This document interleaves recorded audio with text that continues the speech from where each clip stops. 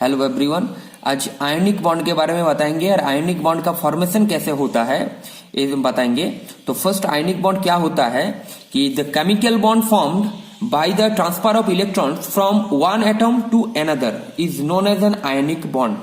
मतलब एक एटम से और एक एटम में अगर इलेक्ट्रॉन्स का ट्रांसफर होता है तो वहां पर आयन्स का फॉर्मेशन होता है।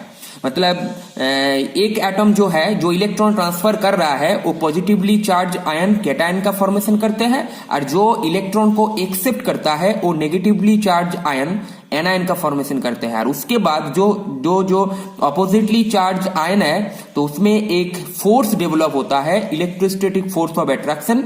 उसके बाद आयनिक कंपाउंड का फॉर्मेशन होता है।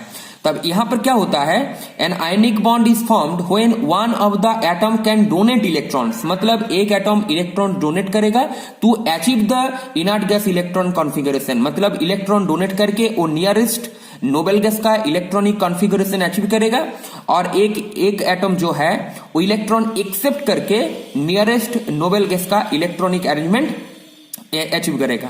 तो यहां पर जो मेटल्स होता है, मेटल्स जनरली इलेक्ट्रॉन डोनेट करते हैं और नॉन मेटल इलेक्ट्रॉन एक्सेप्ट करते हैं। यहां पर जो मेटल होता है ये इलेक्ट्रॉन डोनर होता है, ये इलेक्ट्रॉन डोनर होता है। और जो नॉन मेटल होता है आयनिक कंपाउंड में, जो नॉन मेटल होता है वो इलेक्ट्रॉन एक्सेप्टर होता है, इलेक्ट्रॉन एक्सेप्टर। तो मेटल से इलेक्ट्रॉन ट्रांसफर होता है नॉन मेटल में। जैसे कि एग्जांपल NaCl में सोडियम है मेटल और यहां पर जो क्लोरीन है नॉन मेटल।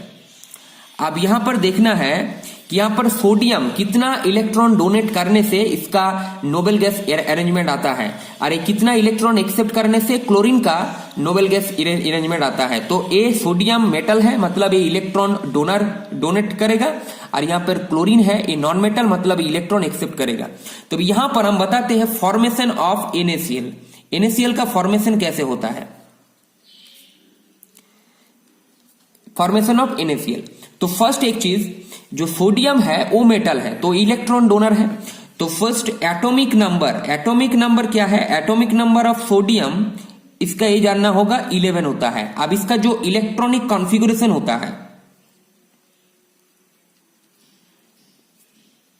इसका जो इलेक्ट्रॉनिक कॉन्फ़िगरेशन होगा वो होगा KLMN। ये सब सेल है, इस सेल में इलेक्ट्रॉन डिस्ट्रीब्यूशन कैसे होगा, 2 होगा फर्स्ट, उसके बाद 8, उसके बाद 1। तो वैलेंस सेल में सोडियम का 1 इलेक्ट्रॉन है, मतलब ये 1 इलेक्ट्रॉन डोनेट कर सकता है। वैलेंस सेल में जितना इलेक्ट्रॉन होगा उतना ही इलेक्ट्रॉन मैक्सिमम मेटल जो डोनेट कर सकता है। तो सोडियम का वैलेंस सेल में 1 इलेक्ट्रॉन है, मतलब ये 1 इलेक्ट्रॉन डोनेट कर सकता है। तो 1 इलेक्ट्रॉन डोनेट करके सोडियम आयन का फॉर्मेशन करते हैं जो है Na+। तो यहां पर सोडियम का इलेक्ट्रॉनिक अरेंजमेंट है 281 और यहां पर सोडियम का इलेक्ट्रॉनिक अरेंजमेंट हो गया 28, मतलब नियॉन का इलेक्ट्रॉनिक कॉन्फ़िगरेशन आ गया है Na+ में, मतलब ये स्टेबल अरेंजमेंट हो गया। तो सोडियम से सोडियम आयन ज्यादा स्टेबल है, क्यों, ये नोबेल गैस का इलेक्ट्रॉनिक अरेंजमेंट है, ये नोबेल गैस का इलेक्ट्रॉनिक अरेंजमेंट नहीं है। तो 1 इलेक्ट्रॉन डोनेट करने से सोडियम का नोबेल गैस का इलेक्ट्रॉनिक अरेंजमेंट एक्सेप्ट कर लेता है, इसीलिए Na+ ion is more stable then sodium atom. उसके बाद क्लोरीन, तो क्लोरीन का जो एटॉमिक नंबर होगा, एटॉमिक नंबर ऑफ क्लोरीन वो होता है 17। अब इलेक्ट्रॉनिक कॉन्फ़िगरेशन क्या होगा, इलेक्ट्रॉनिक कॉन्फ़िगरेशन होगा इसका, अब KLMN सेल में इलेक्ट्रॉन का डिस्ट्रीब्यूशन कैसे रहेगा, 287 हो गया। अब देखिए एक इलेक्ट्रॉन एक्सेप्ट करने से इसका वैलेंस सेल में 8 इलेक्ट्रॉन हो जाएगा, 8 इलेक्ट्रॉन, एक इलेक्ट्रॉन एक्सेप्ट करने से।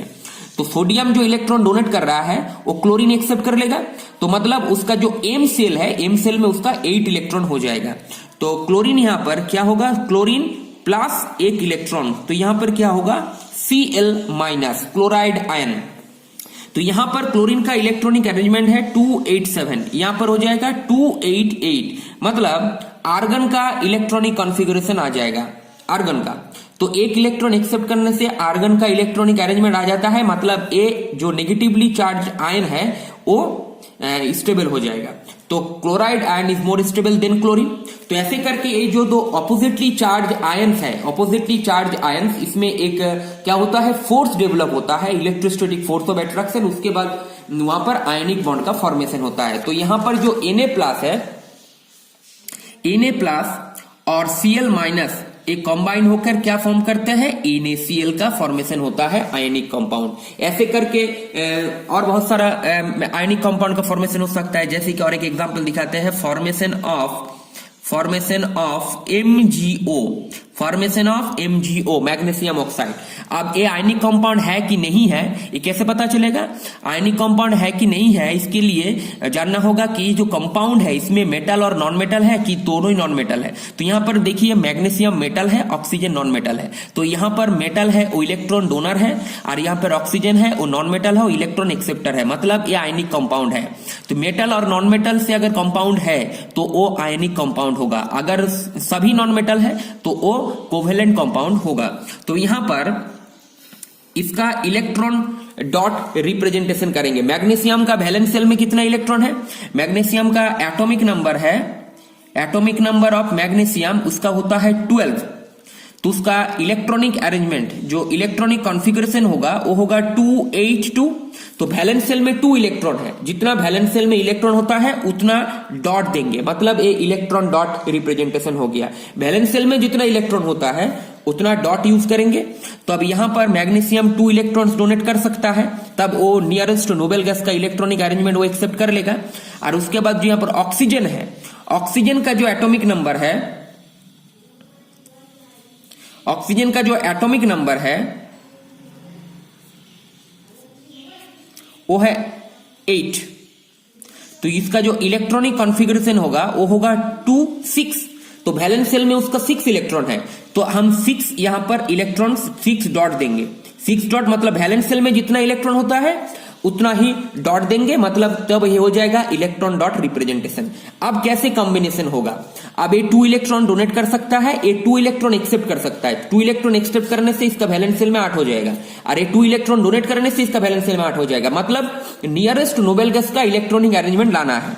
तो नियरेस्ट नोबेल गैस मतलब जैसे कि हाइड्रोजन, लिथियम, ये जो है एलिमेंट्स, जब जो एलिमेंट्स होता है ये नियरेस्ट जो हीलियम का है उसका इलेक्ट्रॉनिक अरेंजमेंट एक्सेप्ट करेगा। और जो नियन के जो सामने जो एलिमेंट्स रहता है जैसे कि fluorine, nitrogen, oxygen, sodium, magnesium, ये सब नियॉन का इलेक्ट्रॉनिक कॉन्फ़िगरेशन अचीव करेगा।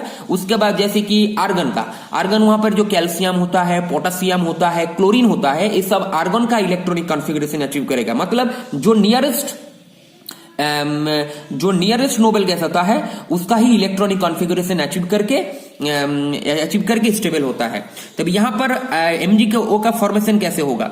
अब यहां पर देखिए Mg, यहां पर 2 इलेक्ट्रॉन्स है, और यहां पर ऑक्सीजन, यहां पर इसका 6 इलेक्ट्रॉन है वैलेंस शेल में। तो 2 इलेक्ट्रॉन्स ये डोनेट कर सकता है, 2 इलेक्ट्रॉन्स ये डोनेट कर सकता है ऑक्सीजन में। तो 2 इलेक्ट्रॉन डोनेट करने से क्या होगा? मैग्नीशियम का 2 पॉजिटिव आयन का फॉर्मेशन होगा Mg2+, और यहां पर ऑक्सीजन O2-, मतलब 2 इलेक्ट्रॉन एक्सेप्ट किया है तो इसलिए 2- का फॉर्मेशन होगा। मतलब यहां पर जो इलेक्ट्रॉनिक कॉन्फ़िगरेशन होगा 282, और यहां पर होगा 26। यहां पर जो हो जाएगा 28, 2 इलेक्ट्रॉन डोनेट कर दिया और यहां पर हो जाएगा 28। मतलब ए भी नियॉन का इलेक्ट्रॉनिक कॉन्फ़िगरेशन आ जाएगा, ए भी नियॉन का इलेक्ट्रॉनिक कॉन्फ़िगरेशन आ जाएगा, लेकिन यहां पर नहीं है ऐसा। और उसके बाद 2 में क्या होता है? कंबाइन होकर MgO, मैग्नीशियम ऑक्साइड का फॉर्मेशन होता है। तो ऐसे करके आयनिक कंपाउंड का फॉर्मेशन होता है। ऐसे CaO का भी फॉर्मेशन ऐसे ही हो सकता है, CaCl2 का फॉर्मेशन ऐसे हो सकता है, Na2O का फॉर्मेशन ऐसे ही होगा। उसके बाद यहाँ पर हो जाएगा MgCl2 का फॉर्मेशन ऐसे ही होगा, K2O का फॉर्मेशन ऐसे ही होगा। मतलब जितना सारा मैक्सिमम आयनिक कंपाउंड होता है वो ऐसे ही इलेक्ट्रॉन ट्रांसफर करके बॉन्ड फॉर्म करता है, जो आयनिक बॉन्ड होता है। इसमें आयन्स प्रेजेंट रहता है। ये हो गया आयनिक बॉन्ड।